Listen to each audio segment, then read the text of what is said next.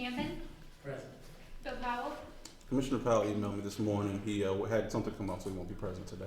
Maddie Coble. I haven't spoken to Commissioner Coble, so I don't know if she'll be here or not. Ray Cruz. Present. Scott Boris. Here. Dave Richards. Approval of the minutes of regular meeting of August 27, 2014. Any questions, corrections? I'll second. Henry Campbell. Yes. Bill Powell. Oh, sorry. Ray Cruz. Yes. Scott Boris. Yes. Dave Richards. Yes. Okay. Saturday. Maddie. Ms. Abbey? Here. You have comments? I have you down here for comments? Yeah. Okay, you have 3 minutes. Okay. Thing was, I was having problems with the mouses and the bugs. They took care of the mouse problem, but I still got issues with the bugs. The bugs coming through my drain, like in my tub, my sink in the bathroom, my sink in the kitchen. I study spray, and it's still coming. I'm getting bit at night bound and stuff. And then another problem I'm having with, every month I always pay my rent on time. Every 2 to 3 months, I'm getting letters saying I owe money for rent when I don't. So, just now I talked to Judy on the phone, like August the 15th, and I asked her about it because I called the bank and everything. They said everything went through. Judy told me she had the check. She told me my rent was paid for August. I asked her twice. She said your rent paid for August. Then all of a sudden, I received a letter from her saying I owe August rent for $181. Then, last week I received a letter from her saying that if I didn't pay the $181 immediately, my lease would be terminated. And this is ridiculous. Because I always pay on time, the day before, and everything. I have my receipt with me showing that I did pay at the bank. And the bank, I called the bank said, yeah, it went to, I'm gonna call Lockbox. They called Lockbox, said, yeah, they got it, it was sent to Aurora Housing. That's why I went to August the 15th to call Judy. She told me twice on the phone my rent was paid for August. And this issue I've been dealing with ever since I've been there. I've been paying money back for something I didn't owe. So what we'll do, and I don't mean to cut off the shoot. Yes, sir, right. What we'll do is, as long as you have the receipts and you really don't have anything to worry about. Now, we have had an issue. It's just not been you. It's been other people where we've had some concerns back and forth between us and the bank, and the information getting kind of confused there. So we'll look into it. And I mean, with as far as the banking information, you can talk to Maria after the meeting, and she can kind of help you with that. And like I said, you have your receipts. Certainly, you don't have anything to worry about there. And I'm just worried about because I received a letter about my lease being termination. No, and I understand that. And and I've been in good standards for the almost 5 years. Absolutely. So I did talk to Tequila about it. And she said just tomorrow, like when I get ready to pay my rent, she just told me, add another $20 on me. Until What I would say is that while you have Maria here, take a moment to speak with her so we can go through that individually, so we can make sure that whatever the exact statement amount is supposed to be, that we have it correct, you know what it is, and we know what it is. That way you're not giving us an extra $20 that we don't need to have. right, and then my thing is, why did you send me a copy of the check last week when this happened way back in August when you told me my rent was paid? That's what I don't get. And I understand, a lot of what we've been doing, a lot of things are automatically generated. So don't get me wrong, there's not a person in here who's looking and sending out. Sometimes those automatically get sent out and the managers print them up and hand them out. And again, we've been having some issues with the bank lately, so we'll look at that on a case-by-case basis and make sure that your situation is So my question is to you, because she said I cannot pay with a check no more because that's how I've been paying. But if you tell me I can't pay with no check no more, how did you accept my check for September rent and it was fine? But there's no reason. You don't mind me answering that? Go ahead, baby. We can talk about, Okay. since it's something personal, I say let's hold off, we can take a look at it on a personal. It sounds like there's a little bit more detail, and that sounds like there's some, like Mr. Gregory said, there's some mix up, there's something that Right. we need to look at with more detail. Right, that's why I just want to address the board about it, Absolutely. so y'all be aware of it. Absolutely. And as far as your maintenance issues, Jimmy's right next to you. You so know what, you can- Jimmy, come on, let's watch some. And all around. Thank y'all for listening. No problem. Sorry. Okay, review of financial reports and list of bills. So the Housing Authority for the month of August had a $1,000 profit, which for us basically means we didn't make any money. It's a break-even month. Year to date, you notice we have a $284,000 net loss. As you recall, back in June, we had a $350,000 short on our Section 8 funding, and that's the primary area where this is being created. If you look individually in the public housing program, we have a $301,000 net profit. The Section 8 program is where the loss was created, and it was just because HUD took that money back. They took about $350,000 back. So if you look at that in terms of that loss versus what we're experiencing today, what we're reporting today, we're actually, with the exception of that one-time event, at a profit of about $40,000. So barring that one-time event, we're actually in pretty good shape. We still have, theoretically anyway, a profit for the year, but because of that, we have been a little behind on the Section 8 funds that we've kind of reported the last couple months. I think we mentioned that as well. As far as, like I said, programmatically, public housing program has a $66,000 net profit and a $301,000 net profit for the year, and the Section 8 program has a $36,000 net profit and has a $102,000 loss for the year. Sorry. I got two questions just for clarification purposes. When HUD took that money back, they did that for every entity across the country, Yes, sir. correct? Yes, sir. Okay. And what are the chances of us getting it back? Little to none? It would be like winning the lottery twice. No, the money, what HUD basically did, they didn't, it's, to say they took it back is a little misleading. What basically they did, HUD went to every agency in the United States and determined how much we had in reserves for our Section 8 program. Correct. They then said that no longer our housing authority is going to hold those reserves, HUD will hold them for us. So in theory, Because they invest so wisely. of course, you know. But so in theory, the money still exists and it's still our money. But in order to get it, we actually have to go through an entire HUD paperwork process to get it. So we can still access the funds and they still are ours. What happened basically in the month of June, they didn't give us $301,000, forcing us to spend out of our reserves the remaining. Which is actually my real question. So how do we enhance our projects, our goal, our mission here to get that money back? Because if it's just sitting at HUD in Washington, that doesn't help anybody here in Aurora. The only real way to get that back is to spend more money than we take in. It's effectively a reserve, it's a reserve for our Section 8 program. So for example, if next month So we have to be financially responsible? Yeah. In order to spend that money, we would need to spend $900,000. Then we could go to HUD and say we need our reserves back. Give me a big raise. Yeah, it was one of the things as agencies, you know, the kind of agency support groups, the advocacy groups kind of said this is really ridiculous because now, in order for us to get the money, we have to be on the verge of not being able to make our payments. Which doesn't make sense. Yeah, well, I mean, it's just money that basically they took back so that they didn't have to spend it. And that's kind of the nature of certain things. And you recall, I think back in 2012, we ran up against the same thing where we had to spend $500,000 of our reserves when we demolished Jericho Circle because we had the money sitting in the bank. Right. HUD was going to take it if we didn't use it. Right. Thank you. Are there any other questions? Any questions on the list of bills? Yes, sir.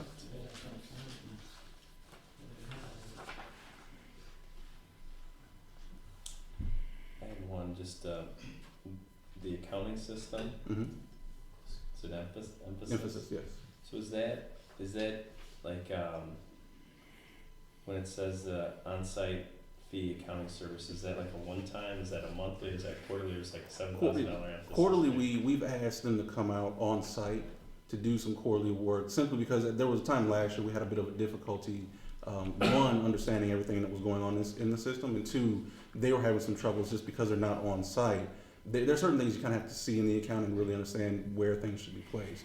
We had a little bit of trouble with that, so we asked them to come out on a quarterly basis just to review, make sure our inventory is being recorded correctly, procurement's being done right. Hopefully that will increase our scores on our audit, but we did ask them to come out quarterly.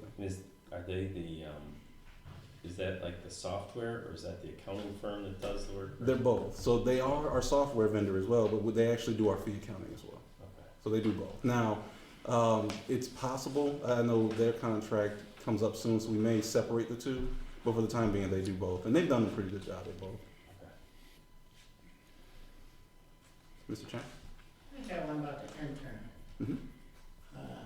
saw there was a cost on that, and I didn't understand why. We did pay it was a paid internship. So the interns got a paycheck every 2 weeks, and Oh, okay. we just accounted for it there instead of our payroll system. Okay, that explains it. Can you do that? What's that? Can you just write them a check versus running through payroll? Yes. Well, you know, we treated it as a stipend as part of the program in order to encourage students to want to be involved. If there were, I mean, it's a small amount. All of them got less than, I think, under the tax reporting threshold. But theoretically, if there were taxes to be reported, it would be their responsibility. Simply, they would be treated as contractors, as independent contractors. So you can do up to $600 a year. And it's less than that? Was it less than It that? actually might have been a little bit more. So we might have to give them 1099s just to Yeah, you have to keep give it them clean for the tax. You just might wanna check, that might be an accounting question, cause I know that, I don't know if they qualify as an independent contractor, I don't know, I mean, I just Good don't. point. Might not be anything you can do at this point, but next year you may wanna do it differently. Any other question?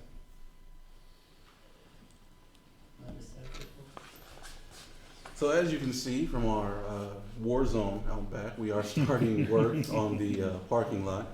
As I understand, it'll be pouring concrete very soon. Actually, they've tore it up and gotten a lot done pretty quickly. You know, we got some larger storm drains, and Carlos is working with the contractors to do that. This should be done within the next, I would say, 2 to 3 weeks. So we're really excited because that's kind of the final piece to the exterior of the building to get that done. And we're kind of smooth sailing from there on. We have no more excuses as to why something doesn't work after that.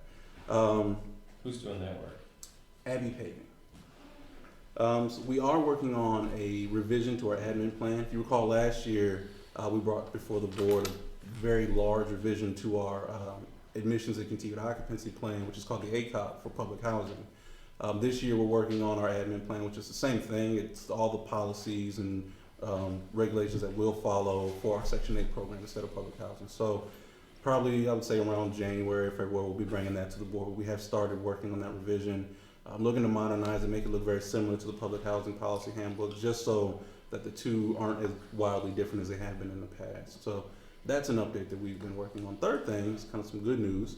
On the 25th, which was last Thursday, Housing Authority was invited down to the Illinois Association of Housing Authorities annual conference, where we were given an award for outstanding creativity or outstanding achievement in creativity. They recognized our upgraded housing plan. So a lot of applicants came. I think they told me there were somewhere between 18 to 20 different nominations, and ours was awarded. Our award is here on the table. We'll pass that around a little bit so everybody can see our new award. But we are now officially an award-winning housing authority, so we can kind of take that and throw it in front of people if we like to. So Congratulations. thank you.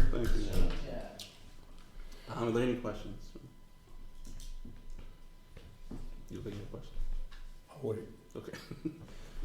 Rick? I have one question Yes, ma'am. regarding the parking spaces that are gonna be made available. Mm-hmm. Now, would that include visitor parking as well, or just general parking, the 30 spaces? Oh, it'll be a kind of a mixture. It'll be 30 in the back, but obviously they're going to kind of reline the stuff up front too, so it's a little cleaner as well. So I think it actually may total a little bit more than 30, but 30 is the approximate number of spaces. Anything else? Right. Okay, first you have your waiting list numbers and the regular household. Between both of those, you have approximately 950 applicants on those waiting lists. You have the notices that were served for last month. We had a total of 4 attorney referrals. We had 2 evictions, one at Maple Terrace and one at Eastwood last month. And then our purge for the Section 8 waiting list is finalized, and we have a total of 166 applicants left on that waiting list. And then down at the bottom, you'll see some of the different activities at the different sites between the managers and our Ross program, some of the stuff that they've been doing between Centennial House and Maple Terrace. The Ross program manager actually received training on how to do the light heat application, so she has started doing that at Centennial and Maple Terrace. A couple other things, computer lab, there's other programs at Southland and Eastwood for the children, which include a reading club, small boys group, a couple other things there as well. That's it on my end. Are there any questions for Maria? No, so, Okay, for the month of August, for the Housing Choice Voucher Program, we had 134 recertifications in progress. 42 were completed for, I believe that would have been October. We had 18 interims completed for rent adjustments. 8 families were reissued vouchers to move. We had 10 families who transferred in under portability. We had 2 families that we transferred out to other housing authorities under portability. We completed 12 lease-ups, we completed 12 initial move-in inspections, 76 annual inspections, 17 re-inspections. We had 6 terminations, 2 for expired vouchers. The vouchers expired, they didn't find anything. 4 families were absorbed by other housing authorities, and leaving our total to 802. Any questions?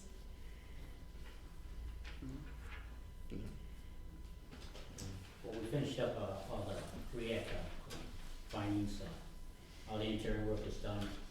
Most of the exterior is done. We're in the process of finishing up because of the weather. Call back some of our contractors. Second floor Maple Terrace, the fire units are all been completed. I don't know exactly when they're occupied at the time, but they're all ready to go. And we're still continuing to work with the city, with their city inspection and stuff, and with our correction REAC findings, it really helped out on our city inspections, so we found very little findings, and we're also continue to work on furnace filters, changing furnaces, changing filters and cleaning them out, stuff like that. I was just, sorry to interrupt you, Jennifer. Would it make sense to have ask the city to inspect us before so like and flip the order so that we can, I'm assuming the city's. Actually, you're right, it would be good, because then of course we get that information before HUD comes out. I guess and we can ask and find out, is whether or not we can change when the city schedules are. But certainly I think you make a good point. Having the city come in first before HUD should clean up our HUD reporting. We would still get the same amount of work done. It'd be less of an issue. You're right.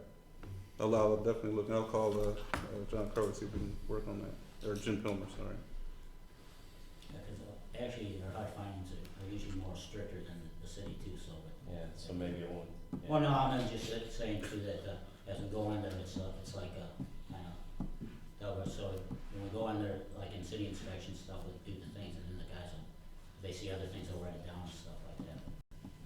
By the time REAC comes in, it's kinda like we're starting again, so. We're still doing upgrades into a lot of our scattered sites, get your remodeling, a lot of bathroom remodels lately. With colder weather now coming, at least today, September 1st, we're required by the city to respond to all heat calls. Earlier this year, we had one of our vendors come out and give a furnace class to all our maintenance guys, and then just a couple weeks ago, I sent 3 guys to more advanced on some of our more energy efficient furnaces that we had installed last year. And we also had our boilers serviced, and they've been already fired up, and actually we actually had our boiler inspector come out, the state come out earlier this weekend. They passed those. As far as serving our residents better and to improving our scores and stuff, one of our maintenance staff, Emmett Hanley, actually got promoted to REAC inspector. Emmett's been with, I think, for about 17 years. He actually used to live in Jericho, so he's kind of worked his way. And one thing about him, he knows residents well. He works well with residents, and he can identify things that most people that haven't had that kind of experience probably would overlook. As you can see, we actually finished 15 turnarounds actually as we speak right now. I'll probably have 2 more done. Continue using contractors. The ones I listed here, there's a few more others, but they're still in the process of doing the work. And like I said before, I actually sent 3 maintenance guys, and then for inspections, Carlos and Emmett did go for some reactive training. Any questions? Hey Jimmy, as we go into the winter, Yes. some of the experts say that this winter is gonna be just as bad as last winter was. For all of our residents, do we have, written procedures if they don't have heat, how quickly it gets taken care of and how we answer to those? Yeah, so that anytime the heat, they have trouble with the heat, they call it and we respond immediately. If it's after hours, they have an after hours service that they will call. So we got people at Yeah. night and on the Yeah, weekends, they're- holidays, Yeah, okay, I good. actually have they rotate, there's always a maintenance guy on call 24 hours, so Okay. whether it be a heat call or, And all of our residents know what number to call, oh yeah. you know, and we communicate that to them, okay. But we typically, one of the things that we can do, and we have in the past done, especially as, you know, as winter gets closer, as, you know, challenging times come, we do tend to remind the residents, hey, this is the number, just in case, if there are new residents who may not have used it before. But typically around winter time, we do kind of get that back out in front of them. A lot of times too, we give them we have some magnets that they can actually stick on the refrigerator, emergency numbers. Okay, good. Any other questions? I have one. The react inspector, is he working on the deficiencies that we got? Well, we actually corrected all the deficiencies, They all so, corrected? yeah, they all been corrected, and he's actually gonna be starting up on probably our AMP 2, like Centennial Maple Terrace. Okay. That's right. As you recall in the plan, in the action plan we gave, the first step was to identify an individual who would actually perform 10% of our units. We would go through and do 10% of our units every month, where they're doing kind of a pre-react check. They're going through and basically performing a react inspection on every one of our units. On top of that, the second part of the action plan was that our maintenance staff would go in and correct all of the deficiencies in that list. So we've gotten through the first two steps. Now we're at the third step where we're going to have our react inspector actually going out and starting to do this 10% every month. But on top of that, we're going to have we're going to identify new plans and new individuals who are responsible for repairing and making sure that certain things work the way they're supposed to. So we're actually a little bit, we ran two things at the same time. We're kind of ahead of schedule. The react inspector got hired and trained while Jimmy's staff actually got the deficiencies taken care of. So now it's a matter of making sure that we're going in, we're generating the work orders, and we're addressing those as soon as we can. Okay. So that's Emmett, that's who's gonna, so he's going in basically throughout the year, he'll be in every one of the units Yes. that we have. Yes, sir. And then he'll do like kind of inspection and then any deficiencies, then he writes up the work order and those get fixed. Absolutely. We should do it. I hope so. Any other questions? Mr. Chairman? New business. Resolution 1414, approval of the Pesto abatement contract. We have a few units. I believe it's 5 units, or I think it's 5 units. Carlos, is it 5? Okay, so we have 5 units at Indian Trail that require. We want to modernize. They've been offline for a while now, and one of the things that HUD does not like is long-term units offline. So we're working to bring those units back online. The first step in doing that is that we have to do the asbestos remediation. So this is what this contract is about. Some of these units are going to be upgraded to tier 2 and tier 3, but this happens to be the first step. We went out to public bid for this, and I believe Valor Technologies came in as the lowest responsive bidder. Are there any questions? Tell me about how our bid process works. I'll let Carlos tell you about how that works.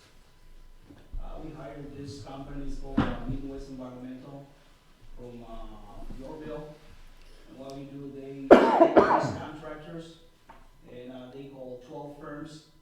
And the first number that we give to Mr. Gray was from $125,000 to $150,000 for this job. And we got the final number for $57,900.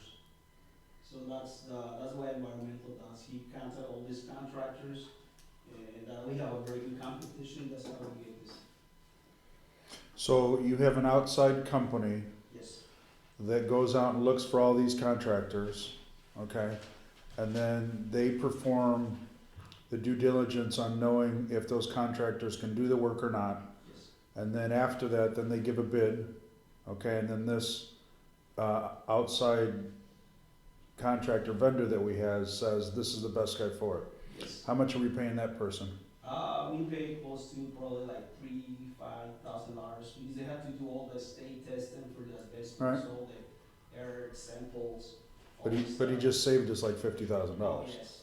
Okay. Yeah, by far. No, not all of our procurements work that way. Obviously, depending on the size of the contract, depending on the nature of the contract, we do have different procurements. For example, smaller bids, I think bids that are less than, I believe, $25,000, we actually can just call up Right. a number of contractors and Right. make sure it's competitive. Larger contracts, we go out to full-on public bid where we actually perform the analysis. And depending on what kind of contract it is, for example, the website contract and the logo design, we actually went out to public bid. When that came back, at that time, myself, I think Judy, Masonette, and Alex at that time just went through the bids, scored them, and we keep the score sheets. There, I mean, depending on the different kind of service, are different bid processes. But that for this particular bid is how we came to this. I just want to make sure that as we're doing these bid processes, because we have big plans, Mhm. that we don't get caught in a situation where somebody's going to accuse us of not doing it properly. No. You know what I mean? So that's why I'm asking. No, about we that. have a really good one between Carlos and David Kramer, who's our director of compliance. We do a very good job. We have very good people kind of looking to make sure that we're following. I mean, David and Carlos, being two of them, probably have 50 years Awesome. experience, so we're in good shape. Is there, does that company guarantee the work then, or?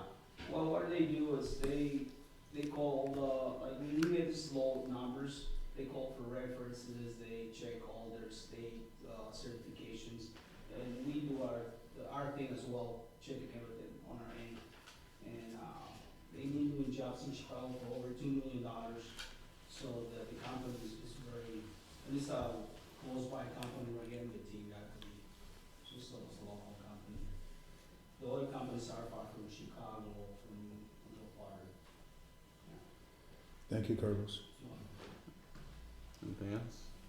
I make a motion, we approve resolution 14-14. Second. Roll call. Henry Champion, Yay. Ray Cruz, Yes. Scott Boras, Yes. David Richard, Yes. Maddie Cole, Ayes have it.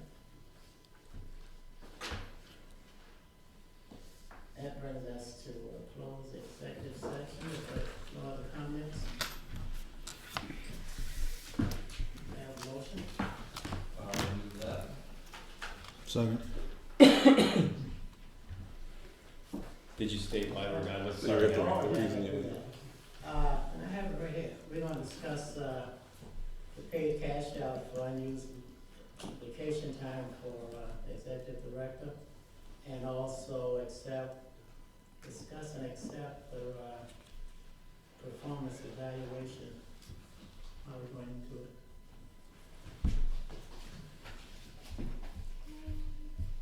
Roll call. Henry Champion, Yes. Maddie Cole, Yes. Ray Cruz, Yes. Scott Boras, Yes.